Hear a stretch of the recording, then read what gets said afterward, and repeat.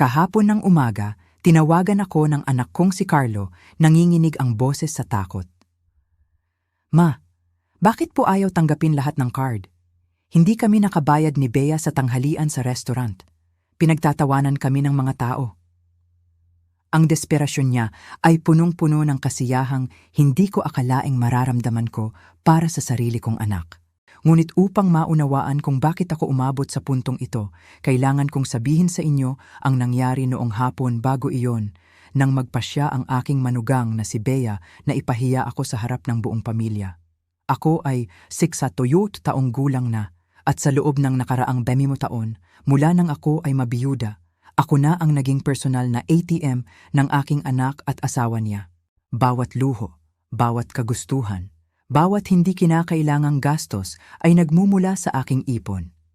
Ngunit kahapon, habang nagtitimpla ako ng kape sa sarili kong bahay, humarap si Bea sa kanyang mga kaibigan na bumisita at sinabi ang mga salitang magpapabago ng lahat magpakailanman. Ang matandang yan, pambayad lang ng bills ang silbi.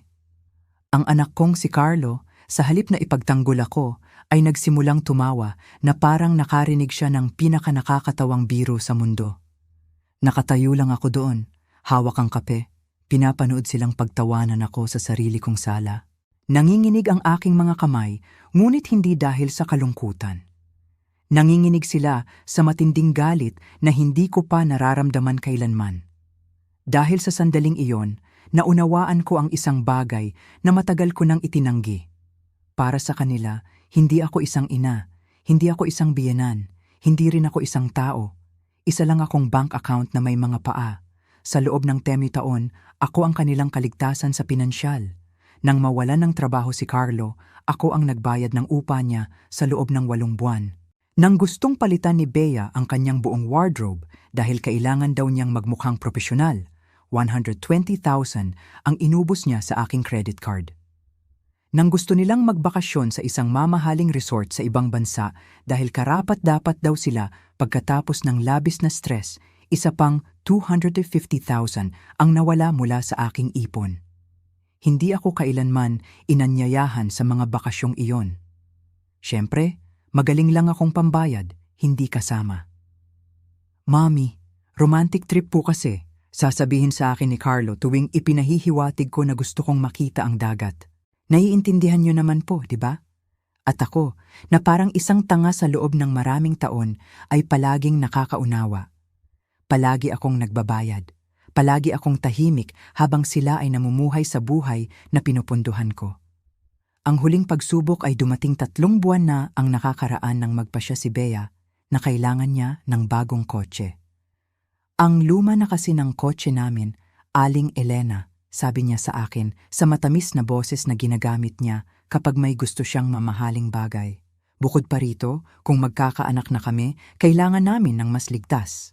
750,000 para sa down payment. 750,000 na kumakatawan sa 2 taon ng aking ipon. Ngunit binayaran ko ito gaya ng dati dahil para daw ito sa ikabubuti ng pamilya.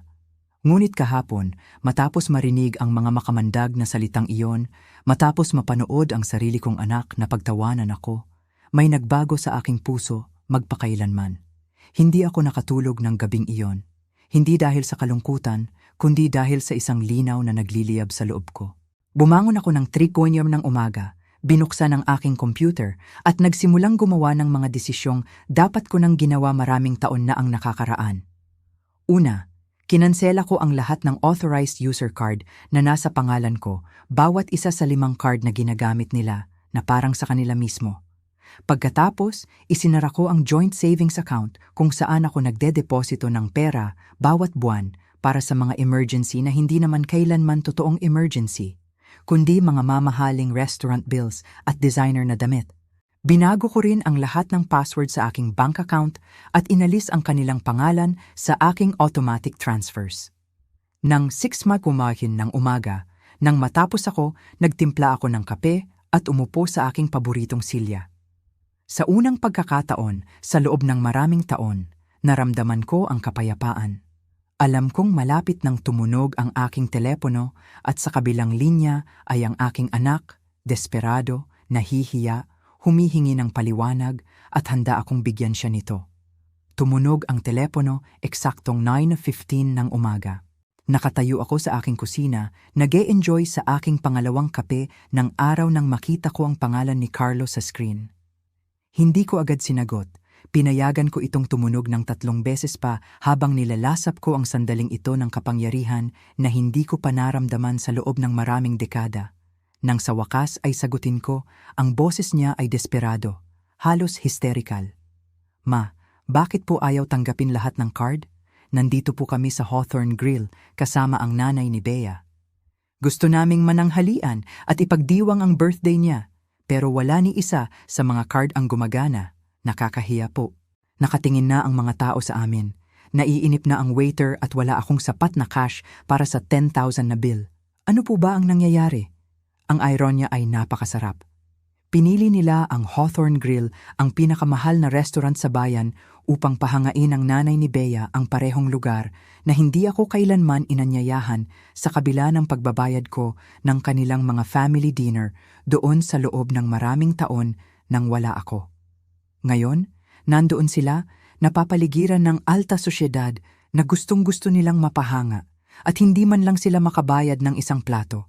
"Magandang umaga, Carlo," sagot ko na may kalmadong ikinagulat ko pa. "Ang mga card ay ayaw gumana dahil nagpasya akong hindi ko napupunduhan ang lifestyle ninyo." "Ano? Nababaliw na po ba kayo? Nasa publiko po tayo? Nandito ang nanay ni Bea? Paano ko ipapaliwanag na iniwan ako ng sarili kong ina sa ere? Nakakatawa po ito." "Ang nakakatawa, anak, ay ang marinig kitang tumawa kahapon nang sabihin ng asawa mo na pambayad lang ako ng bills niya. Ang nakakatawa ay ang malaman na sa loob ng 10 taon ay itinuring akong parang ATM sa halip na ina mo." May mahabang katahimikan sa kabilang linya. Naririnig ko ang mga boses sa background, malamang si Bea at ang nanay niya ay nagtataka kung ano ang nangyayari. Ang waiter ay marahil naghihintay ng bayad at ang ibang kumakain ay nagsisimula ng mapansin ang hindi komportabling sitwasyon. "Ma, pakiusap, huwag po ninyong gawin ito ngayon. Pwede po tayong mag-usap mamaya, pero kailangan ko po kayong i-reactivate ang mga card. Ngayon lang po, nangako po ako." "Hindi," pinutol ko siya. "Wala nang mga pangako, Carlo. Wala nang ang ngayon lang. Sa loob ng 10 taon, parehong mga pangako ang narinig ko. Sa loob ng 10 taon, ako ang naging madali mong solusyon sa lahat. Ngunit kahapon, natuto ako ng isang mahalagang bagay. Hindi mo ako iginagalang, hindi mo ako pinapahalagahan, at tiyak na hindi mo ako mahal sa paraang minahal kita." "Hindi po totoo yan. Siyempre mahal ka po namin. Nagbibiro lang po si Bea. Alam niyo naman po siya." "Alam ko eksakto kung paano siya, Carlo. At alam ko eksakto kung paano ka. Kaya ko ginawa ang desisyong ito."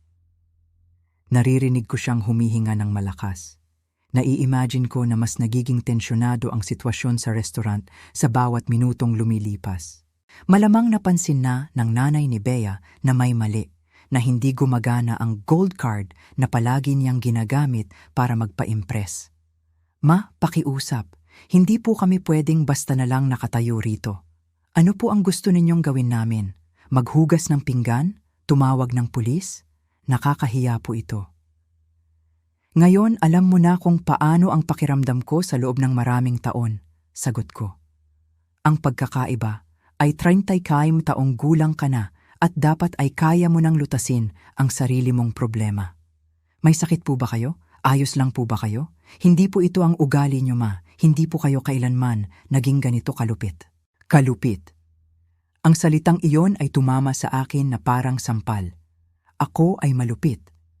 Pagkatapos ng mga taon ng pagpapakasakit, ng pagkakait sa sarili ng mga bagay na gusto ko upang ibigay sa kanila ang lahat ng hiningi nila. Pagkatapos magtrabaho hanggang 65 ako upang matiyak na magkakaroon sila ng disenteng mana. Pagkatapos maiwan mag-isa bawat Pasko habang naglalakbay sila gamit ang mga regalo kong pera, ako ang malupit? Ikaw ang tumatawa sa akin kahapon. Sabi ko na may kalamigang hindi ko akalaing mayroon ako. Ang kalupitan ay ang ituring akong parang invisible sa loob ng maraming taon, maliban kung kailangan mo ng pera. Ang kalupitan ay ang iparamdam sa akin na ang tanging halaga ko bilang ina at bilang isang tao ay ang aking bank account. Ma, hindi naman po ganoon ang ibig sabihin ni Bea. Eksakto ang sinabi ni Bea kung ano ang iniisip niya at sumang-ayon ka sa kanya.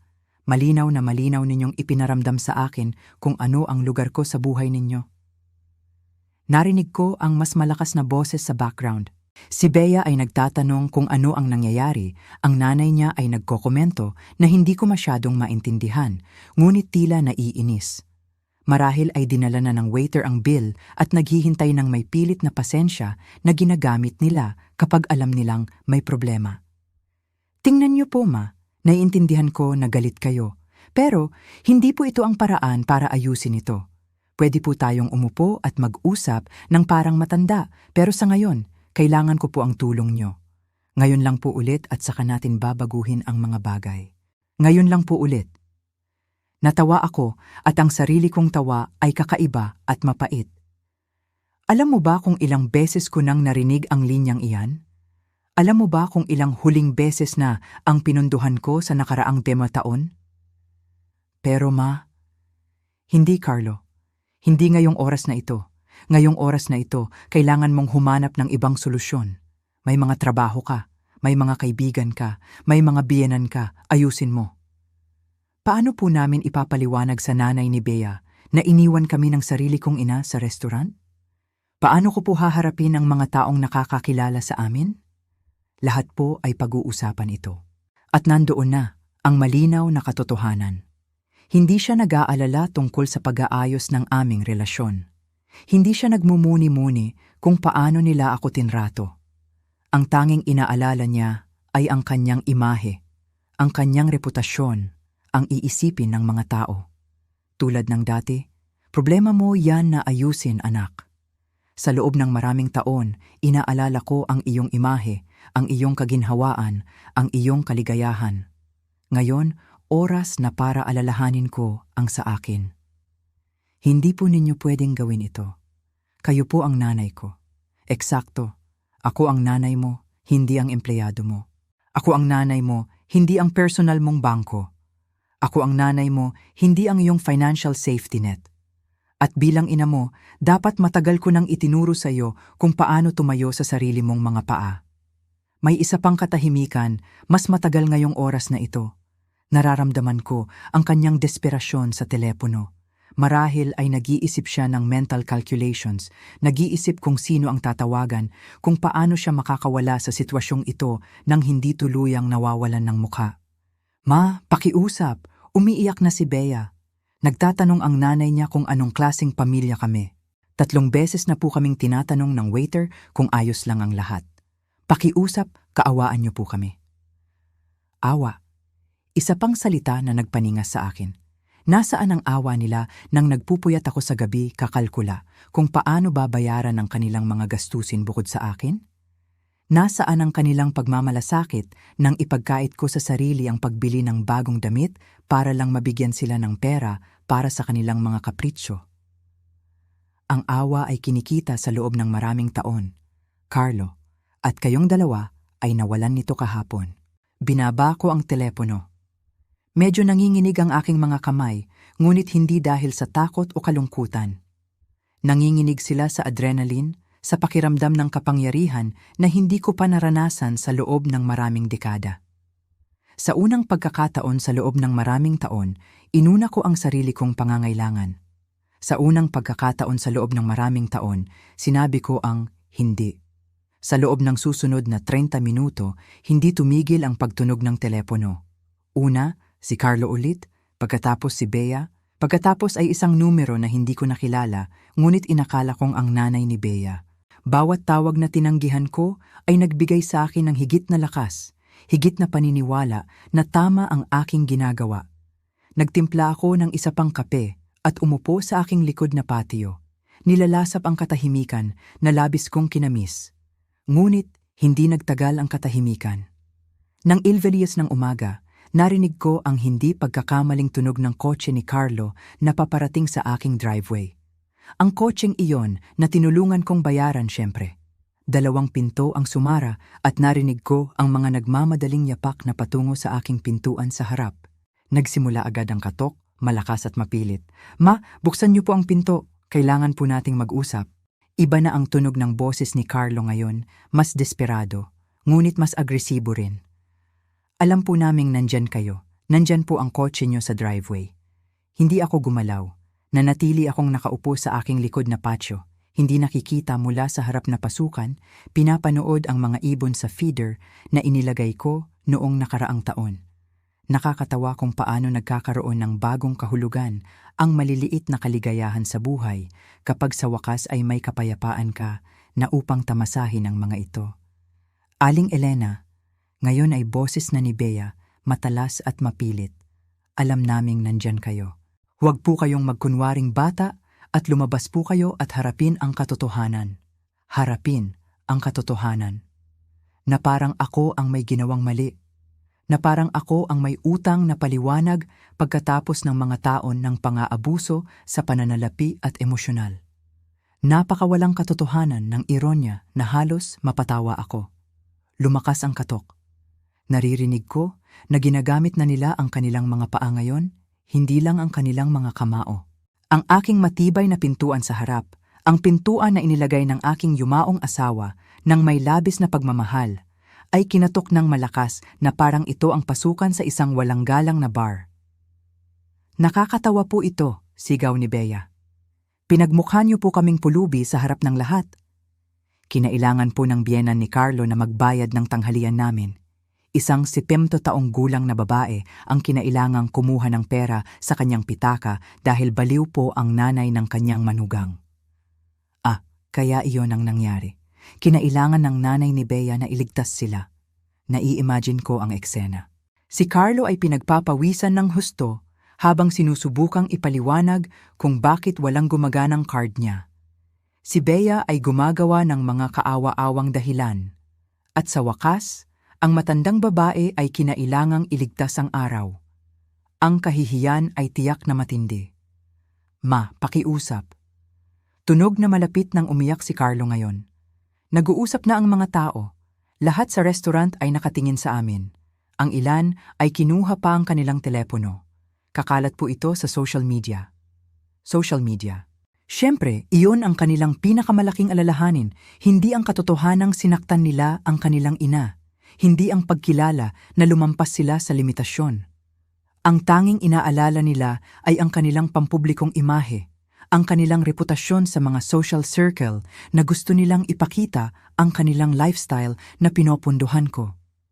Huminto saglit ang katok, ngunit naririnig ko ang kanilang mga boses na nagtatalo sa galit na bulong. Marahil ay nagpapasya sila sa kanilang susunod na estratehiya. Kilala ko ng mabuti si Bea upang malaman na mayroon siyang buong arsenal ng emosyonal na manipulasyon at mahusay na natuto si Carlo sa kanya sa loob ng maraming taon. "Aling Elena." Lubusang nagbago ang tono ni Bea. Ngayon, malambot na ang tunog, halos matamis. "Alam kong galit po kayo at may karapatan po kayong magalit. Baka po mali lang ang nasabi ko kahapon, pero alam niyo po, hindi ko naman po talaga iyon sinasadya. Nagbibiro lang po ako sa mga kaibigan ko. Alam niyo naman po kaming mga babae kapag magkakasama. Minsan nakakapagsabi kami ng mga bagay ng hindi nag-iisip. Nakakamangha kung paano niya mababago ang kanyang personalidad sa loob lamang ng ilang segundo."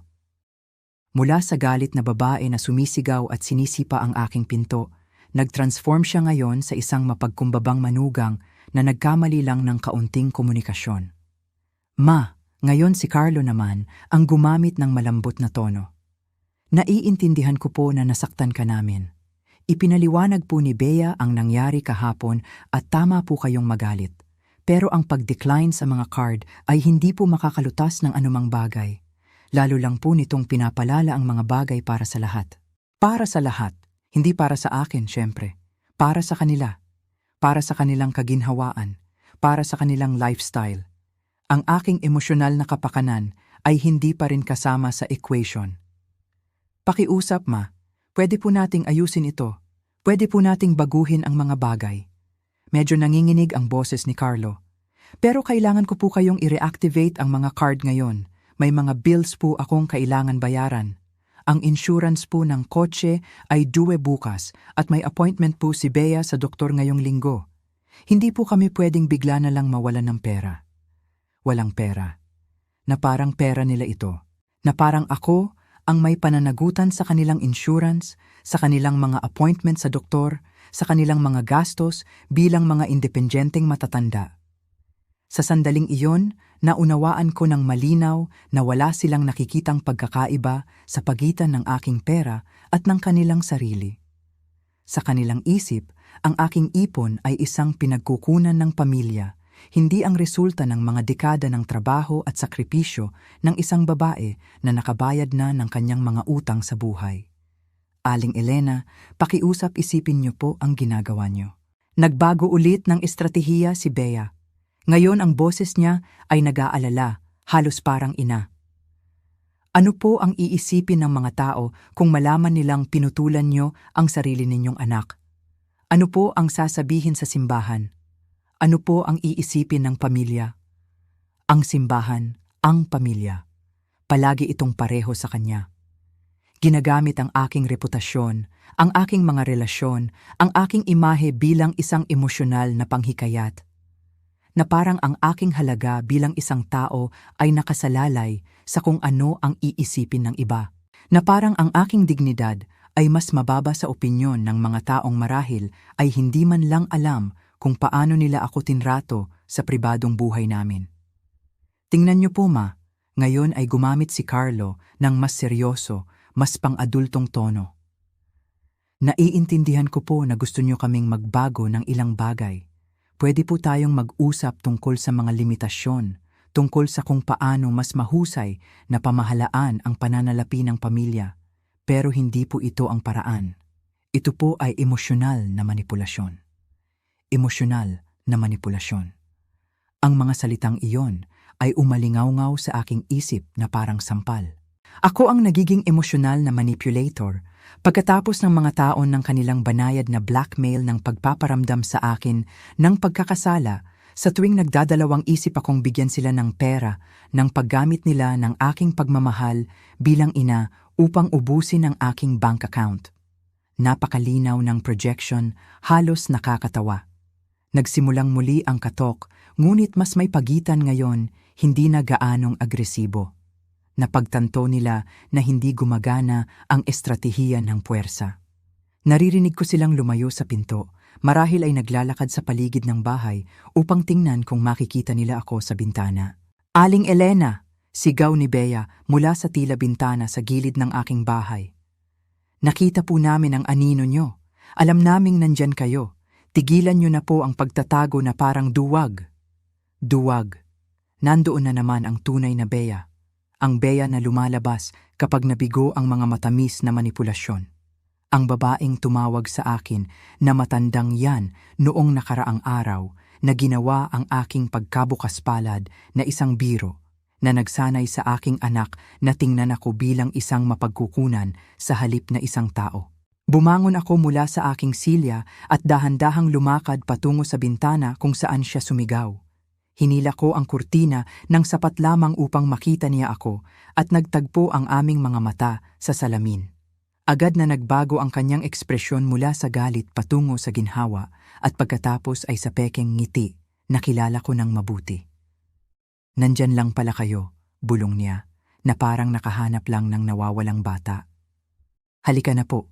Buksan niyo po ang pinto at mag-usap tayo ng parang pamilya. Tinitigan ko siya ng direkta sa mata ng matagal, nararamdaman ang kakaibang kalmado. Pagkatapos, napakabagal kong isinara muli ang kurtina.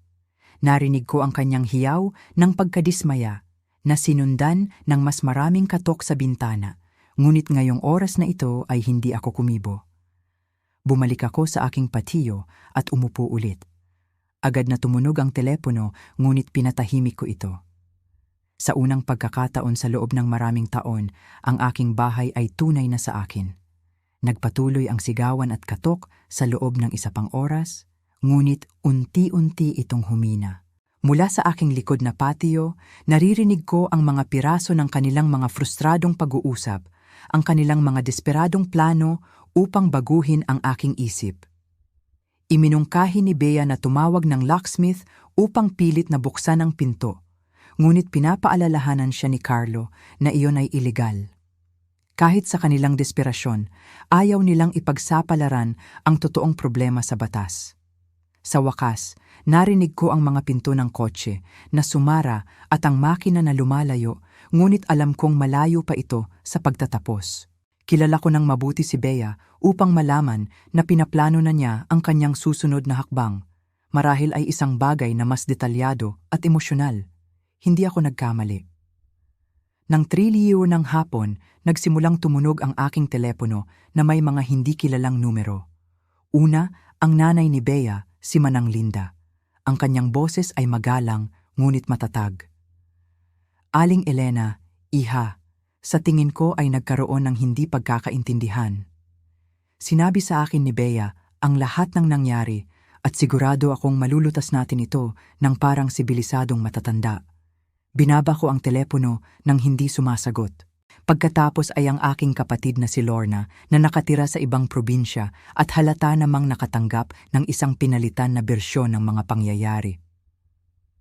Aling Elena, tinawagan ako ni Carlo na nag-aalala. Sabi niya, kakaiba ka raw kumilos at iniwan mo sila sa ere sa restaurant. Ayos ka lang ba? May sakit ka ba? Ayos na ayos ako, Lorna, sagot ko. Mas maayos pa kaysa dati, sa katunayan. Pero hindi ko maintindihan. Sabi ni Carlo, kinansela mo raw ang lahat ng card nila nang walang babala. Hindi naman yan ang Aling Elena na kilala ko. Palagi kang napakabukas palad sa pamilya mo. Baka nga yun ang problema, sabi ko. Baka masyado akong naging bukas palad ng matagal. Pero Aling Elena, pamilya mo sila. Sabi ni Bea, pinaparusahan mo sila dahil sa isang inosenteng biro. Sigurado ka bang hindi kayo pwedeng umupo at pag-usapan ito? Isang inosenteng biro. Nakakamangha kung paano nagawa ni Bea na isulat muli ang kasaysayan sa loob lamang ng ilang oras. Mula sa isang malupit na kahihiyan sa harap ng mga bisita, naging isang inosenteng biro na ngayon na hindi ko naintindihan dahil masyado akong sensitibo. Lorna, naramdaman mo na ba na parang ATM ka lang para sa mga anak mo? Direkta kong tanong.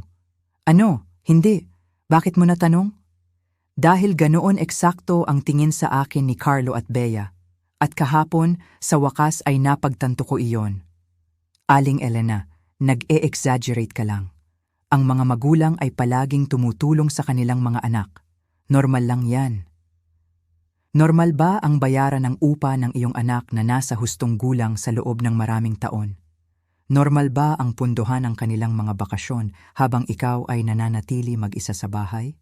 Normal ba na pagtawanan ka nila dahil sa iyong pagkabukas palad? Tahimik si Lorna saglit. Well, marahil ay medyo sinamantala nila ang iyong pagkabukas palad, pero ang putulin ng lahat ng sabay-sabay ay tila napaka-drastic. Alam mo kung ano ang drastic, Lorna?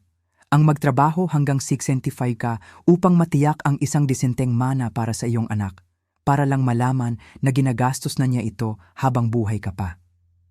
Pagkatapos ng pag-uusap na iyon, nagpasya akong tanggalin ang telepono ng landline. Inilagay ko ang aking cellphone sa airplane mode. Kailangan ko ng katahimikan upang iproseso ang lahat ng nararamdaman ko, upang planuhin ang aking susunod na mga hakbang. Nang gabing iyon, habang inihahanda ko ang aking hapunan mag-isa sa unang pagkakataon sa loob ng maraming buwan, nang walang pagkabalisa sa paghihintay ng mga tawag, paghingi ng pera, napagtanto ko ang isang mahalagang bagay. Hindi ako nakaramdam ng pagkakasala. Sa buong buhay ko, sinanay akong makaramdam ng pagkakasala kapag hindi ko natutugunan ang pangangailangan ng iba, lalo na ng aking pamilya. Ngunit ngayong oras na ito, wala doon ang pamilyar na pagkakasala. Sa halip, naramdaman ko ang isang bagay na hindi ko pa naranasan sa loob ng maraming taon. Malinaw na pag-iisip na parang nabuhay ako sa isang emosyonal na ulap at sa wakas ay nakakakita ng malinaw. Bawat desisyon na ginawa ko sa nakaraang 10 taon ay lumabas sa aking isip na parang isang pelikula at nakita ko ang mga pattern na hindi ko gustong aminin noon. Palaging pareho ang siklo. Lalapit si Carlo o Bea sa akin na may temporaryong problema sa pananalapi. Una kong lalabanan. Maglalapat sila ng emotional na pressure. Ngayon lang po ito. Desperado po kami. Ano po ang iisipin ng mga tao? Ako ay susuko. Malulutas nila ang kanilang agarang problema at pagkalipas ng ilang linggo, lilitaw ang isang bagong temporaryong problema. Wala kailanman totoong plano sa pagbabayad. Wala kailanman totoong pagkilala sa aking sakripisyo. At tiyak na wala kailanman imbitasyon na makibahagi sa mga benepisyo ng aking sariling pagkabukas palad. Binayaran ko ang kanilang mga bakasyon, ngunit hindi ako inanyayahan. Pinunduhan ko ang kanilang mga hapunan sa mga mamahaling restaurant, ngunit ako ay kumakain mag-isa sa bahay. Sinasakop ko ang kanilang mga gastusin sa medikal, ngunit walang nagtatanong tungkol sa aking kalusugan. Bumangon ako at lumakad sa aking study kung saan ko itinago ang lahat ng aking financial document. Oras na upang patakbuhin ang aktwal na numero upang maunawaan eksakto kung magkano ang nagastos ko sa kanila sa loob ng maraming taon. Kinuha ko ang aking mga bank statement mula sa nakaraang taon at nagsimulang magkalkula. Napakalaki ng numero. 4.5 million. 4.15 million sa loob ng 5 taon. At hindi pa kasama doon ang mga taon bago nito kung saan hindi ako nagtatago ng detalyadong record. Mahigit sa kalahati ng aking buong savings sa pagre-retiro, mas malaki pa sa kinikita ng maraming tao sa 2 taon ng trabaho. Ngunit ang pinakamasakit na bahagi ay hindi ang halaga ng pera. Ito ay ang malaman na kapalit ng 4.5 milyong iyon. Nakatanggap ako ng pangungutya, kawalang interes, at ang pagtrato na nakikita bilang isang obligasyon sa halip na isang biyaya. Habang tinitingnan ko ang mga numero, may nakita ako na nagpaningas sa akin sa galit. Ginagamit nila ang isa sa aking mga card para sa mga premium streaming service, mamahaling gym membership, at subscription sa mga magazine na hindi ko man lang alam na umiiral. Maliliit na buwan ng bayad na umabot sa libu-libong piso taon-taon, pera na automatikong lumalabas sa aking account upang bayaran ang mga luho na hindi ko kailanman tinamasa. Nang gabing iyon, gumawa ako ng isa pang mahalagang desisyon. Kinuha ko ang aking testamento mula sa filing cabinet at binasa itong maingat. Ginawa ko ang dokumentong iyon, 5 taon na ang nakakaraan nang naniniwala pa ako na sinisiguro ko ang kinabukasan para sa isang mapagmahal at nagpapasalamat na pamilya. Si Carlo ang tanging benepisyaryo ng bahay, ng savings account, ng mga investment, lahat. Ngunit ngayon ay tinitingnan ko ang testamentong iyon sa iba't ibang mata. Bakit ko iiwan ang buong ari-arian ko sa isang taong nagastos na ang higit sa kalahati nito habang buhay pa ako? Bakit ko gagantimpalaan ng mana ang taong tumrato sa akin na parang isang mapagkukunan sa halip na isang ina? Nagpasya ako na sa susunod na araw ay tatawagan ko ang aking abogado upang mag-schedule ng appointment. Oras na upang gumawa ng malaking pagbabago sa aking mga plano sa mana. Kung gusto ni Carlo na ituring akong parang bangko, kung gayon kailangan niyang makontento sa interes, hindi sa kapital. Natulog ako ng gabing iyon na may kakaiba ngunit nakakaluwag na pakiramdam. Sa unang pagkakataon sa loob ng maraming taon, gumawa ako ng mga desisyon na iniisip lamang ang aking sariling kapakanan.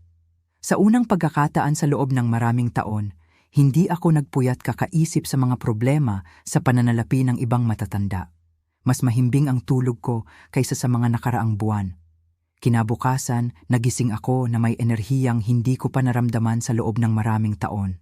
Biyernes, at sa unang pagkakataon sa mahabang panahon, may mga plano ako na hindi kasama ang paglutas ng problema ng iba. Una, tatawagan ko ang aking abogado.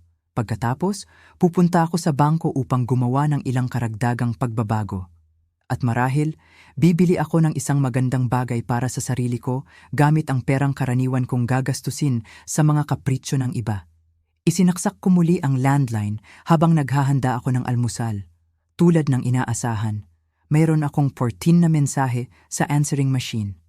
Pinakinggan ko ang mga ito habang umiinom ako ng kape at bawat isa ay nagkumpirma na tama ang aking desisyon. Mensahe 1. Si Bea, naiiyak ang boses. Aling Elena, si Bea po ito. Alam kong galit po kayo, Pero pakiusap isipin niyo po ang ginagawa niyo. Hindi po nakatulog si Carlo kagabi. Sobra po siyang nag-aalala sa inyo. Sabi niya, hindi pa raw po niya kayo nakitang ganito. Pakiusap po, tawagan niyo po kami. Mensahe 2. Si Carlo na tila desperado. Ma, kailangan ko po kayong kausapin. Pumunta po ako sa bangko kanina at sinabi po nila na isinara niyo ang account kung saan niyo po dineposito ang emergency money namin. Bakit po ninyo ginawa iyon? Para po sa ating dalawa, ang account na iyon. Nakakamangha kung paano nila patuloy na tinatawag ang aking pera na sa amin. Hindi kailanman para sa aming dalawa ang account na iyon. Pera ko yon na dineposito ko para sa kanilang mga kunwari emergency na palaging nauuwi sa mga bakasyon, mamahaling damit o restaurant. Mensahe 3. Si Lorna ulit. Aling Elena, tinawagan na naman ako ni Carlo. Sabi niya, isinara mo raw ang savings account. Sigurado ka ba sa ginagawa mo? Hindi mo ba sa tingin na medyo radikal ka na? Ang mga sumusunod na mensahe ay pareho ang pattern. Kunwari ipag-aalala, pagtatanong sa aking mental na kalagayan at pakiusap na nagkukubli bilang payo ng kapatid. Ngunit ang mensahe numero 11 ang nakakuha ng aking atensyon. Mula ito sa isang numero na hindi ko nakilala, ngunit pamilyar ang boses. Aling Elena, si Mark po ito, asawa ng pinsan ni Bea. Tingnan niyo po, alam kong hindi pa po tayo gaanong magkakilala, pero pinakiusapan po ako ni Bea na tawagan kayo. Sobra po siyang nag-aalala dahil sabi niya, kakaiba raw po kayo kumilos. Bilang lalaki, sa tingin ko, minsan ay pinapakomplikado ng mga babae ang mga bagay ng higit sa kinakailangan. Bakit po hindi na lang kayo magpatawaran at kalimutan? Ang pamilya po ang pinakamahalaga. Ang pamilya ang pinakamahalaga. Napakakumbinyenteng pilosopiya kapag ito ay nakakatulong sa pagpapanatili ng isang status quo na nakikinabang sa kanila. Naisip ko, kung ganoon din ba kadaling magpapatawaran at makalimot si Mark kung may nagtawa sa kanya sa harap ng kanyang pamilya habang inuubos ang kanyang bank account. Nang 9 of Paus eksakto, tinawagan ko ang law firm kung saan ko ipinagawa ang aking testamento.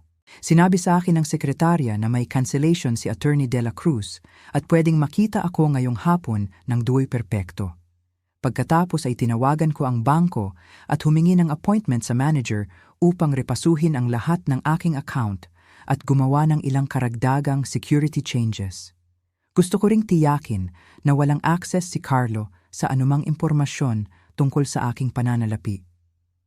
Habang naghahanda ako upang umalis, tumunog ang doorbell. Saglit akong nag-isip na si Carlo at Bea na naman.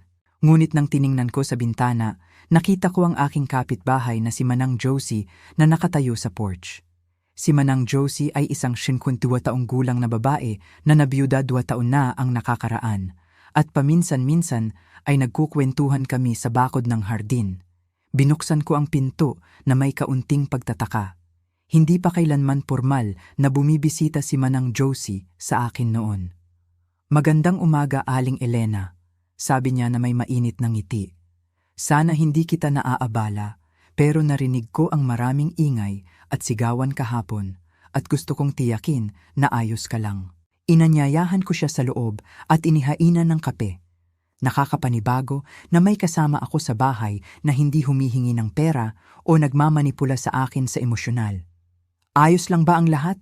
Tanong niya na may tunay na pag-aalala. Kahapon, nakita ko ang anak mo at ang asawa niya na nandito sa loob ng ilang oras, sumisigaw at kumakatok sa pinto.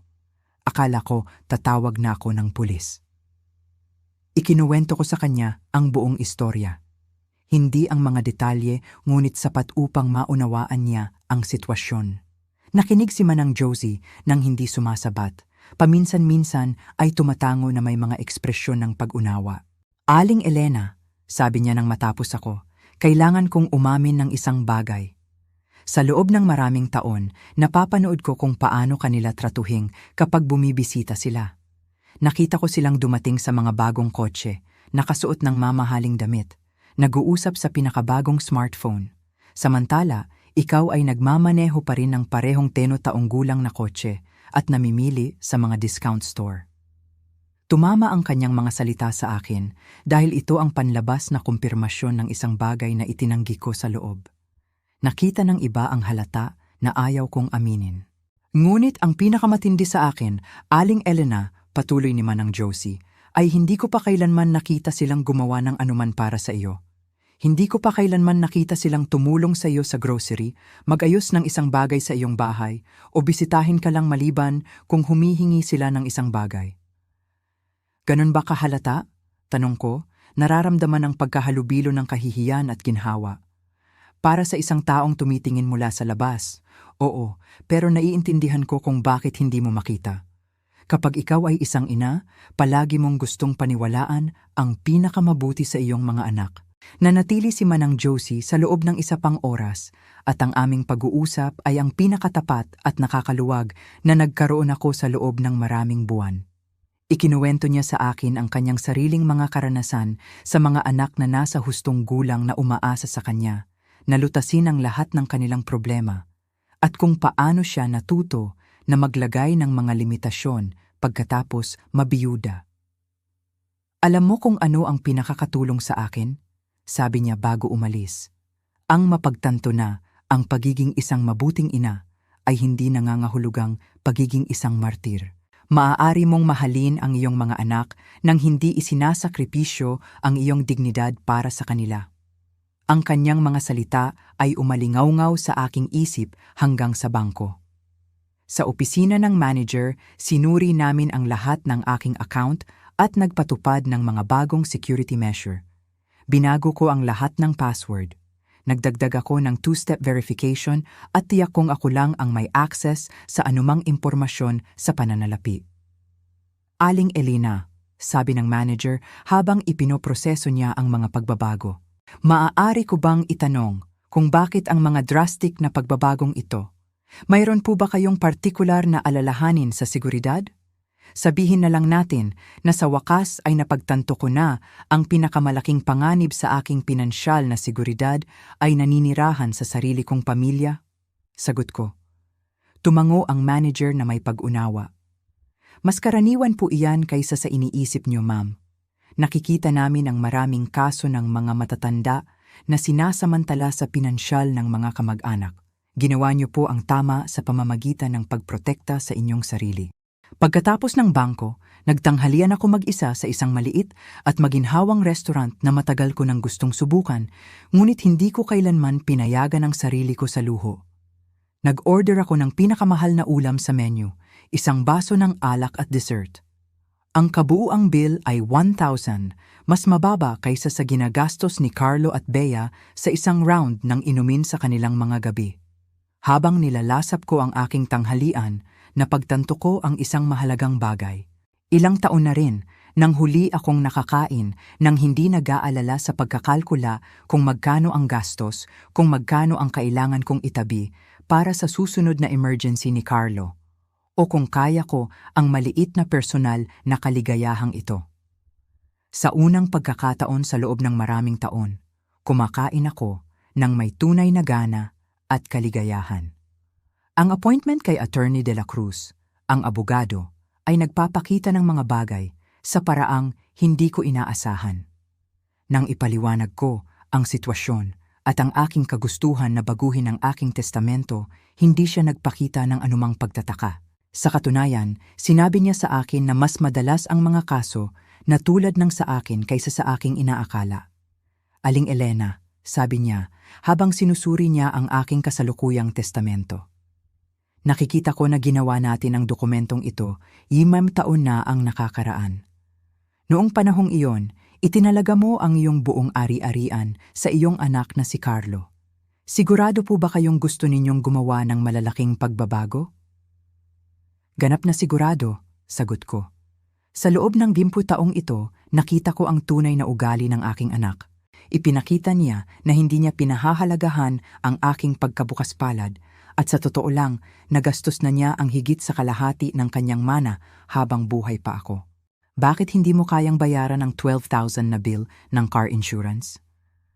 Kasi wala na po natitirang pera pagkatapos ng lahat ng iba pa? Kung ganon, bawasan mo ang lahat ng iba pa. Tapos, hindi po ganoon kadali. Hindi po kayo pwedeng basta na lang magbawas ng gastos ng ganoon. Bakit hindi? Tanong ko, halatang nabigo. Kasi may buhay po kaming kailangan panatilihin. Isang buhay na hindi mo naman kaya, pero palagi ka namang nandyan para tulungan kami. At nandoon ang malinaw na katotohanan, hindi siya humihingi ng temporaryong tulong. Inangkin niya ang itinuturing niyang karapatan. Sa kanyang isip, ako ay isang permanenteng bahagi ng kanyang istrukturang pinansyal, hindi isang ina na paminsan-minsang nagbibigay ng suporta. Carlo, may itatanong ako sa iyo at gusto ko ng tapat na sagot. Sa loob ng 10 taong ito, nakagawa ka na ba ng totoong budget at sinubukang mabuhay sa iyong sahod lamang? Tahimik siya. Naisip mo na bang lumipat sa mas murang apartment? Tahimik. Nagbawas ka na ba ng gastos ng kusang loob para hindi mo na ako kailangan hingan ng pera? Ma, hindi po patas ang mga tanong na iyan. Hindi patas? Hindi patas ang tanungin ang isang 35 taong gulang na lalaki kung sinubukan niyang mamuhay ayon sa kanyang kinikita? Hindi niyo po naiintindihan ang pressure namin. May mga expectation si Bea. Ang mga kaibigan niya ay nabubuhay sa isang partikular na paraan. Hindi po kami pwedeng magmukhang mahirap. At kailan mo ba naisip na mahalaga ang aking mga expectation at ang aking financial pressure? Sa unang pagkakataon sa pag-uusap, lubusang tahimik si Carlo. Nakikita ko sa kanyang mga mata na nagpoproseso siya ng isang bagay na hindi niya kailanman naisip noon. Ma, sabi niya sa wakas, mas malambot ang boses. Hindi ko po naisip, hindi ko po alam na nakakaramdam kayo ng pressure. Talaga? Hindi mo kailanman napansin na kumakain ako ng beans at kanin habang kayo ay pumupunta sa mamahaling restaurant? Hindi mo kailanman tinanong kung bakit hindi ako bumibili ng bagong damit para sa sarili ko, ngunit palagi akong may pera para sa iyong mga emergency? Nagsimulang tumulo ang luha sa kanyang pisngi. Akala ko po gusto ninyo kaming tulungan. Akala ko po iyon ang paraan ninyo ng pagpapakita ng pagmamahal. At ganun nga, Carlo. Ngunit ginawa mo ang aking pagmamahal na isang obligasyon. Ginawa mo ang aking pagkabukas palad na isang expectation. At sa wakas, ginawa mo ang aking sakripisyo na isang biro. Ma, ang sinabi ni Bea ang siyang pumutol sa PC, ngunit ang baso ay napuno na sa loob ng maraming taon. Umiyak si Carlo nang tahimik sa loob ng ilang minuto. Nang sa wakas ay nagsalita siya, iba na ang tunog ng kanyang boses, mas mature. Ano po ang pwede kong gawin para ayusin ito? Maaari kang magsimula sa pagbabayad ng iyong sariling car insurance. Umupo si Carlo sa aking sala sa loob ng halos 1 oras pagkatapos ng aming pag-uusap. Hindi na kami masyadong nag-usap, ngunit nakita ko na may nagbago sa kanyang ekspresyon. Sa unang pagkakataon sa loob ng maraming taon, tila tunay siyang nagmumuni-muni sa kanyang pag-uugali sa halip na naghahanap lang ng paraan upang makuha ang gusto niya. Nang sa wakas ay umalis siya, sinabi niya, "Ma, hahanap po ako ng paraan para bayaran ang insurance at seryoso po kaming mag-uusap tungkol sa aming mga gastusin." Hindi ako ganap na naniwala sa kanya, ngunit kahit papaano ay parang isang unang hakbang patungo sa maturity. Lunes ng umaga, habang nag-iimpake ako para sa aking cruise sa Miyerkules, nakatanggap ako ng hindi inaasahang tawag. Si Bea ito, ngunit ang kanyang tono ay ganap na naiiba sa ginamit niya sa mga nakaraang araw. "Aling Elena," sabi niya sa kalmadong boses, "alam kong naging tense ang mga bagay sa pagitan namin. Pwede po ba tayong magkita para magkape ng walang Carlo, walang drama, tayong dalawa lang po?" Sumang-ayon ako, mas dahil sa pagtataka kaysa sa anumang pag-asa ng pagkakasundo. Nagkita kami sa isang maliit na coffee shop malapit sa mall. Si Bea ay nakasuot ng mas simple kaysa sa karaniwan, nang walang mamahaling alahas at designer na damit na karaniwan niyang isinusuot. Mukha siyang pagod, ngunit mas mapagkumbaba rin. "Aling Elena," simula niya pagkatapos naming umorder ng aming mga kape. "Gusto ko po sanang mag-sincere apology sa sinabi ko noong nakaraang linggo. Malupit po iyon, bastos, at ganap na hindi angkop." "Ano ang nagpabago ng isip mo?" Direkta kong tanong. "Sa totoo lang, ang kahihiyan po sa restaurant, pero hindi lang iyon. Sa mga nakaraang araw na ito, kinailangan kong harapin ang katotohanan ng aming pananalapi nang walang suporta niyo. At napagtanto ko ang isang nakakatakot na bagay. Ano iyon? Nawala po kaming ideya kung paano mamuhay ayon sa aming kinikita. Namuhay po kami na parang mayaman sa loob ng maraming taon dahil kayo po ang sumasaklaw sa pagkakaiba sa pagitan ng aming kita at ng aming mga gastusin. Ito ang unang pagkakataon na narinig ko si Bea na nag-aalok ng tapat na pagmumuni-muni sa kanyang sitwasyong pinansyal. Kahapon po, patuloy niya, umupo po kami ni Carlo at gumawa ng totoong budget gamit lang ang aming mga sahod nang walang tulong mula sa labas. Alam niyo po ba kung ano ang natuklasan namin? Sabihin mo? Na halos doble ang ginagastos namin sa kinikita namin. Doble po, Aling Elena. Hindi lang po kaunti, kundi doble. At kayo po ang palaging sumasaklaw sa pagkakaiba. At ano ang gagawin mo ngayon? Kailangan po naming gumawa ng mga drastic na pagbabago. Ang apartment po kung saan kami nakatira ay nagkakahalaga ng 30,000 bawat buwan. Sa aming pinagsamang sahod, dapat po kaming magbayad ng 20,000 sa pinakamarami. Kailangan po naming lumipat.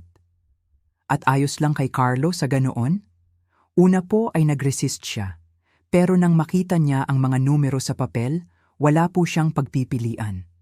Kakansilahin din po namin ang mga membership, service at ganap na babaguhin ang aming pakikipag-ugnayan sa lipunan. Huminto si Bea upang uminom ng kanyang kape. Aling Elena, gusto ko po kayong tanungin ng isang bagay at pakiusap maging tapat po kayo sa akin. Kailan po kayo nagsimulang maghinanakit sa aming financial dependence? Nagulat ako sa kanyang diretsong tanong. Sa tingin ko, unti-unting lumaki ang hinanakit, ngunit naging malinaw ito nang napagtanto ko na hindi lang kayo umaasa sa aking tulong. Inakala nyo na lang na karapat-dapat kayo sa ito. Kailan iyon? Nang tumigil kayo sa paghingi ng pera at nagsimula na lang gumamit. Nang naging normal na ang mga authorized user card. Nang naging automatikong emergency fund ko ang aking ipon para sa inyo. Tumango si Bea na may kahihiyan. Tama po kayo. Sa isang punto, tumigil po kaming tingnan kayo bilang isang taong tumutulong sa amin at nagsimulang tingnan kayo bilang isang mapagkukunan. Eksakto. May paraan po ba para maibalik namin ang aming relasyon? Tanong niya. Bea, magiging ganap akong tapat sa iyo.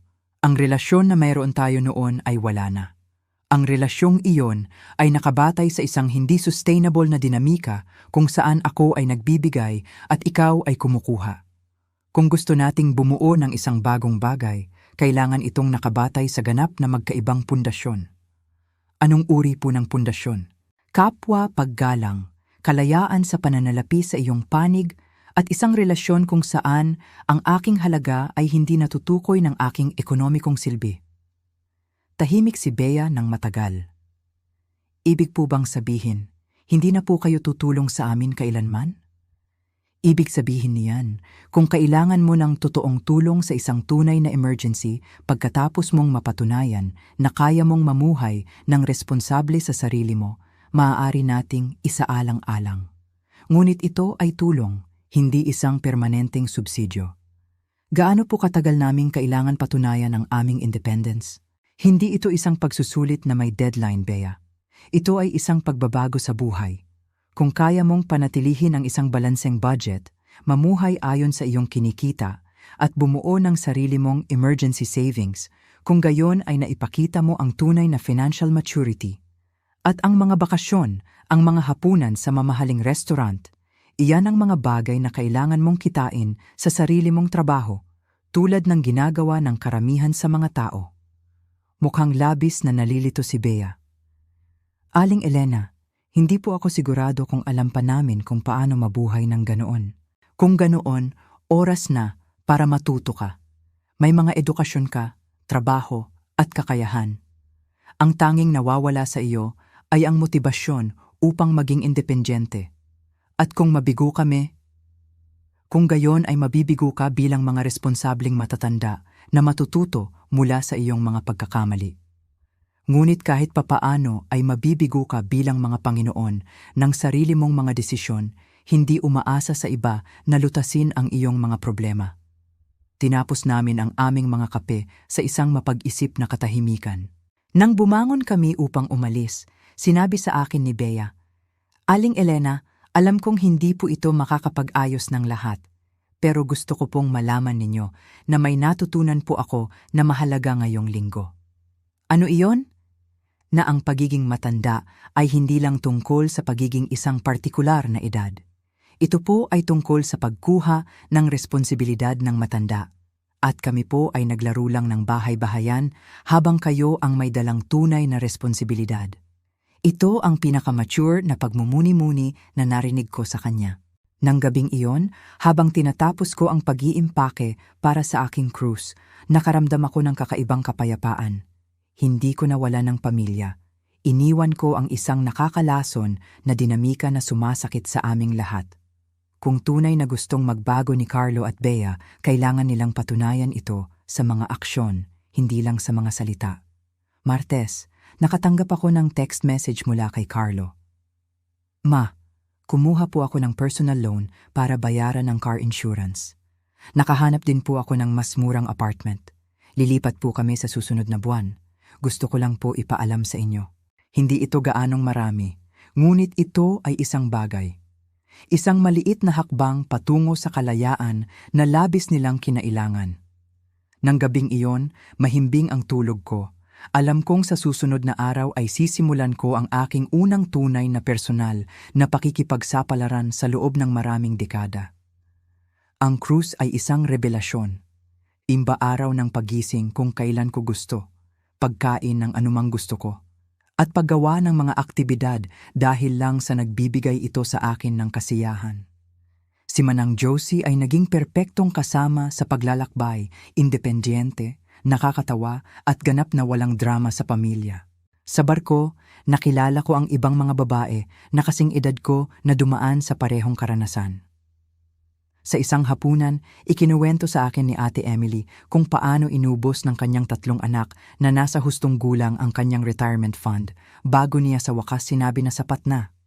Isa pang babae, si Ate Susan, ay natuklasan na ginagamit ng kanyang anak ang kanyang credit card para magsugal online.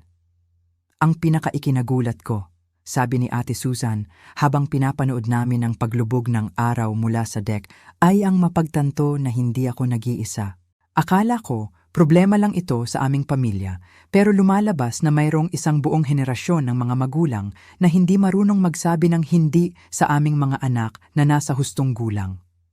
Nang makauwi ako ng linggo, pakiramdam ko ay nabago ako. May maaraw nang walang isang tawag na humihingi ng pera, walang financial anxiety, nang walang patuloy na pasanin ng paglutas ng problema ng ibang tao. Para itong pag-alala kung sino ako bago ako naging bangko ng pamilya. Mayroong ilang mensahe sa aking answering machine, ngunit sa aking pagtataka, wala ni isa ang desperadong hiling para sa pera. 2 beses na tumawag si Carlo para lang tingnan kung ligtas akong nakauwi mula sa biyahe. Nag-iwan si Bea ng maikling mensahe. "Sana po ay na-enjoy nyo ang inyong cruise. Gusto po naming marinig ang inyong karanasan kapag may oras po kayo." Lunes ng umaga, dumating si Manang Josie na may kape at pastries upang marinig ang lahat ng detalye ng biyahe. Habang nagkukwentuhan kami sa aking patio, nakita ko ang kotse ni Carlo na pumarada sa aking driveway. Ngunit ngayong oras na ito, sa halip na bumaba agad at patungo sa aking pinto, umupo siya sa kotse sa loob ng ilang minuto. Nang sa wakas ay nag-doorbell siya, iba na ang kanyang ekspresyon. Mukha siyang kinakabahan, ngunit mas mature rin. "Ma," sabi niya nang buksan ko ang pinto. "Alam kong kararating nyo lang mula sa inyong biyahe, pero pwede po ba tayong mag-usap sandali?" Inanyayahan ko siya sa loob. Dahan-dahang nagpaalam si Manang Josie at bumalik sa kanyang bahay. "Ma, gusto ko po sanang ikwento sa inyo ang ginagawa namin ngayong linggo," simula ni Carlo. "Lumipat po kami ni Bea sa mas maliit na apartment. 15,000 po ang nababawas sa upa bawat buwan. Ano ang pakiramdam mo sa pagbabago?" "Sa totoo lang, mahirap po sa una. Mas maliit po ang apartment. Nasa hindi gaanong magarbong lugar po. Pero pagkatapos ng ilang araw, napagtanto ko ang isang mahalagang bagay. Ano iyon? Na makakatulog po ako ng mahimbing alam naming binabayaran namin ng lahat gamit ang sarili naming pera. Wala na po ang patuloy na pagkabalisa na hindi alam kung paano namin babayaran ang mga bills sa susunod na buwan. Ito ang unang pagkakataon na narinig ko si Carlo na nag-usap tungkol sa financial anxiety mula sa kanyang pananaw. Hindi ko kailanman naisip na marahil ay na-stress din siya sa hindi sustainable na lifestyle niya.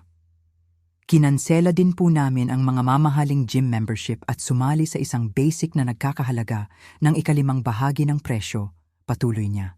At nakahanap po si Bea ng part-time job sa weekends para magkaroon ng karagdagang kita. Mas nagtatrabaho si Bea? Opo, at ideya po niya iyon. Sabi niya, gusto raw po niyang mas aktibong mag-contribute sa aming pananalapi sa halip na pamahalaan lang ang pera na nagmumula sa ibang lugar. Nagulat ako na si Bea ang nagkaroon ng inisyatiba na iyon. Ma, gusto ko rin po sanang mag-formally apologize. Hindi lang po sa nangyari 2 linggo na ang nakakaraan, kundi sa lahat ng mga taon na ito. Hindi ko po kailanman napagtanto na tinatrato ko po kayo na parang ATM sa halip na ina ko. Ano ang nagpamulat sa iyo? Nang kailangan po naming gumawa ng aming unang totoong budget, napagtanto ko na wala po akong ideya kung magkano talaga ang gastos sa pamumuhay. Sa buong buhay ko po bilang matanda, nabubuhay po ako ng lampas sa aking kinikita dahil kayo po ang sumasaklaw sa pagkakaiba. Huminto si Carlo at tinitigan ako ng direkta sa mata. Ma, gusto ko po sanang malaman ninyo na ang mga nakaraang araw na ito ang unang pagkakataon sa loob ng maraming taon na pakiramdam ko ay isa akong tunay na matanda, gumagawa ng sarili kong mga desisyon, naglutas ng sarili kong mga problema, responsable sa sarili kong mga kahihinatnan. At ano ang pakiramdam niyan? Nakakatakot, pero nakakalaya rin. Hindi ko po alam kung gaano kabigat ang dala ko hanggang sa mawala ito. Bigat. Ang bigat ng pagkaalam sa kaibuturan na hindi siya tunay na independyente. Ang bigat ng pagkaalam na nabubuhay siya sa isang pinansyal na kasinungalingan. Ang bigat ng pagkaalam na ang kanyang lifestyle ay nakasalalay sa pagsasamantala sa pagkabukas palad ng kanyang ina. Malalim ang tinamaan sa akin ng mga salitang iyon. Sa loob ng maraming taon, akala ko ako lang ang nagdurusa sa dinamikong iyon. Ngunit lumabas na dala rin ni Carlo ang pagkakasala at pagkabalisa. Ma, alam kong wala po akong karapatan na humingi sa inyo ng anuman pagkatapos ng lahat ng nangyari, pero may isang bagay po akong gustong itanong sa inyo. Sabihin mo, sa tingin niyo po, isang araw po ba ay magkakaroon tayo ng normal na relasyon? Isang relasyon kung saan ako po ang inyong anak na bumibisita dahil mahal ko po kayo, hindi dahil kailangan ko po ng isang bagay. Ang tanong ay bumagabag sa akin dahil ipinahihiwatig nito na naintindihan niya ang pagkakaiba. Carlo, ang relasyong iyan ay pwedeng magsimula ngayon kung gusto mo. Palagi akong gusto ng isang anak na bumibisita dahil nagmamalasakit siya sa akin, hindi dahil may silbi ako. Kung ganoon po, gusto niyo po ba kung kami po ni Bea ay pupunta para sa tanghalian sa linggo? Kami po ang magdadala ng pagkain, kami po ang magluluto, at magsasama-sama lang po tayo. Gusto ko yan. Pagkatapos umalis ni Carlo, umupo ako sa aking sala na nagmumuni-muni sa lahat ng nagbago sa loob ng 2 linggo. Nawalan ako ng papel bilang financial rescuer ng aking pamilya. Ngunit nakakuha ako ng isang bagay na mas mahalaga, ang aking paggalang sa sarili at ang posibilidad ng isang tunay na relasyon sa aking anak. Nang gabing iyon, tinawagan ko si Attorney De La Cruz upang magtanong tungkol sa pagbabago muli ng aking testamento. Pagkatapos ng pag-uusap kay Carlo, gusto kong isaalang-alang ang ibang diskarte. Sa halip na parusahan siya ng permanente, nagpasya akong gumawa ng isang testamento na nagbibigay gantimpala sa ipinakitang maturity sa paglipas ng panahon. Aling Elena, sabi ng abogado, iniisip niyo po ang isang tiered will batay sa pag-uugali. Eksakto. Kung magpapakita si Carlo ng tunay na financial independence sa loob ng 2 magkasunod na taon, maaari siyang makatanggap ng mas malaking bahagi. Kung ipagpapatuloy niya ang pattern na yon sa loob ng 10 taon, isa pang bahagi, ngunit kung babalik siya sa kanyang lumang ugali, babalik tayo sa orihinal na plano. Ito ay isang matalinong istruktura. Nagbibigay ito ng insentibo sa pangmatagalang personal na paglago. Nang ibaba ko ang telepono, napagtanto ko na sa unang pagkakataon sa loob ng maraming taon, pinaplano ko ang aking kinabukasan batay sa pag-asa sa halip na takot. Pag-asa na tunay na natuto at lumago ang aking anak. Pag-asa na maaaring gumaling ang aming relasyon. Pag-asa na ang aking mga huling taon ay mamuhay ng may dignidad at paggalang. Lumabas ako sa aking patio at tiningnan ang mga bituin. Sa malayo, narinig ko ang tunog ng fountain na inilagay ko sa aking hardin noong nakaraang taon. Isang maliit na luho na pinayagan ko lang ang sarili ko pagkatapos ng mga taon ng pagdududa kung karapat-dapat akong gastusin ang perang iyon sa sarili ko. Ngayon alam ko na ang sagot. Palagi akong karapat-dapat na itrato ang sarili ko ng parehong pagkabukas-palad na ipinakita ko sa iba. Inabot ng 60 taon upang matutunan ang araling iyon, ngunit sa wakas ay natutunan ko na ito at hinding-hindi ko na ito makakalimutan.